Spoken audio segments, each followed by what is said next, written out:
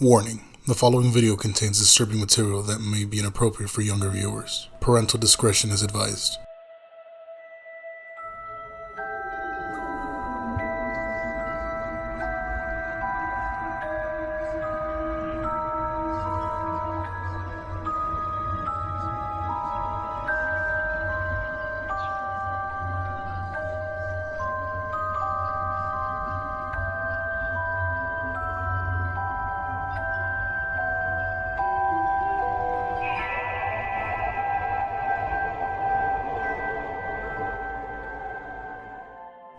No one could quite believe that the softly spoken, polite Peter Sutcliffe was a Yorkshire Reaper, responsible for the brutal murders of at least 13 women, plus 7 more he left hideously wounded. His wife Sonia could not, nor his parents, John and Kathleen, nor for a long time could the police.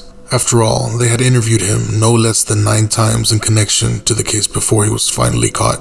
There was little in Peter Sutcliffe's childhood to point to his subsequent evil career as Britain's most notorious serial killer since Jack the Ripper. He was born in Bingley, Yorkshire on June 2nd, 1946. He was much closer to his mother than his father, and was a child who had little interest in sports and rough play. There was also a certain tension between his parents. His father suspected his mother of having an affair. Conceivably, this may have inclined him to be suspicious of women.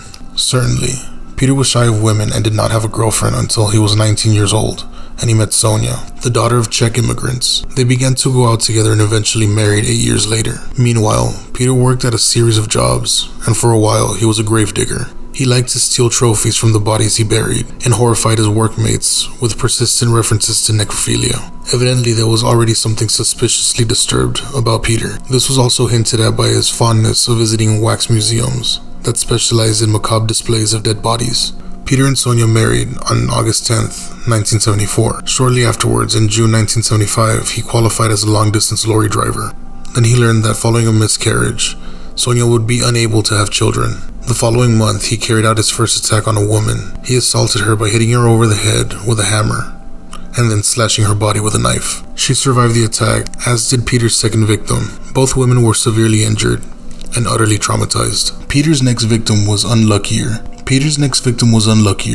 Wilma McCannon, a Leeds prostitute he attacked on October 1975, was his first victim to die, killed by his trademark combination of hammer blows and knife wounds. However, police did not link this crime with the other 2 previous attacks. Murders of prostitutes have traditionally been treated by both the police and the public with lack of urgency. Thus, when Peter's next 3 victims, killed over an 18-month period, all turned out to be lead-based prostitutes, the general public was scandalized but not yet terrified. All that changed on June 16th, 1977. This time, the victim was a 16-year-old schoolgirl named Jane MacDonald. Distastefully, the papers referred to her as the first innocent victim. But by this time, the whole of the north of England was now on high alert. The Yorkshire Reaper was a menace to all women. Over the next 3 years, Peter killed 8 more women and severely injured several more. Some were prostitutes and some weren't. The crimes were carried out at various locations around the north of England. As the death toll increased, the Yorkshire Reaper, as he is now known, became the target of one of the biggest police investigations ever mounted in Britain. Various clues were found. The Reaper had size 7 or 8 shoe, drove a certain kind of car, had type B blood. He left a new banknote at the crime scene that could be traced back to the payroll of his employer. All this information pointed to Sutcliffe, which is why he was repeatedly interviewed by the police. Each time, however, he was so pleasant and so plausible in his excuses that the police would just let him go. The situation was not helped by numerous pieces of false information. The voice on the tape that believed to be from him had a northeast accent that didn't tally with Peter's way of speaking. Finally, however, the law caught up with Sutcliffe on January 2nd, 1981. He was apprehended while sitting in a car with a prostitute in South Yorkshire city of Sheffield.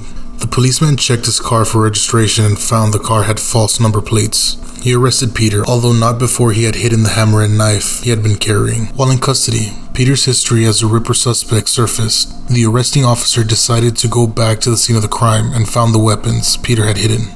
At this point, Peter realized the game was up and began to confess. His 5-year reign of terror was at an end. Peter was sentenced to life in prison on 13 counts of murder. Soon after, psychiatrists pronounced him insane, and he was transferred to Boardmore. He would spend the rest of his days locked up until the age of 74, on November 13th, 2020. He died from COVID-19 related complications in the hospital. Unfortunately, that's all the time we have for today. I really hope you enjoyed the video. Don't forget to like, subscribe, and comment who you think the next serial killer is going to be. And also remember to comment down below anything having to do with the video for a chance to be on a daily shout out. You can also follow me or reach out to me on Twitter, and I have a Twitch channel that I play some games on. Both will be linked in the description down below. Until next time, guys, sweet dreams.